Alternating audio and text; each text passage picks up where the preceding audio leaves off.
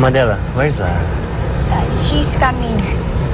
Nay, kaalala na po si Kuya Nicolay. Baka po nagbago na ng isip si Ate Lara. Nicolay, don't worry. She will come. Worry too much eh. Do not. Palabas ko na ang lahat, Lara. Palabas ko na yung pagpapakasal kay Bawana. Ginawa ko yun para makuha ko ang kanyang loob. Para malaman ko ang kanyang kahinaan. Ginamit kong paraan ng pagpapakasal sa kanya. Para matalo namin siya sa digmaan. Para may salba ko ang aking pamilya. Para may salba ko ang aming kaharian, ang aming kalayaan. Laban sa kanyang kapangyarihan. At saka nangyari, Lara. Nanalo kami laban kay Bawana. Naibalik ko sa kapayapaan at kaayusan ng aming kaharian.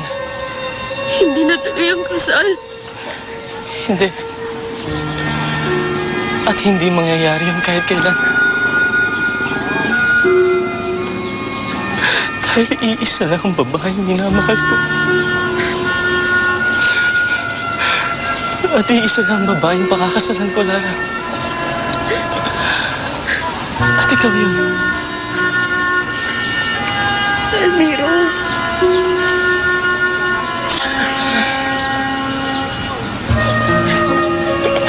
Nakikiusap ako sa'yo, Lara. Ako ang piliin mo. Ako ang mahalin mo, Lara.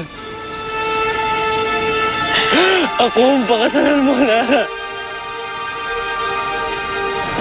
Mahal na mahal kita, Lara. At sana, ganun din ang nararamdaman mo sa akin. Na ako pa rin na nasa puso mo ngayon. Sa kabila ng lahat, sabihin mo sa akin, Lara, na wala pa nagbabago.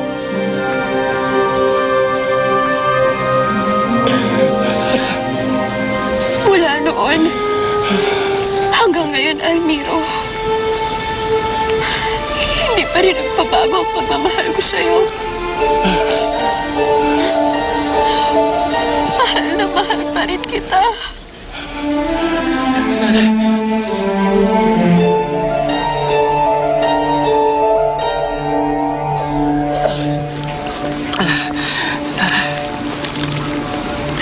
Hindi pa huli ang lahat. Hindi ka pa kinakasal. Pwede ka pang umatras at ngayong nandito na ako. Hindi na kita pababayaan. Hindi na ako mawawala, Lara. Nandito na ako palagi. Pero Almiro, hindi na maaari.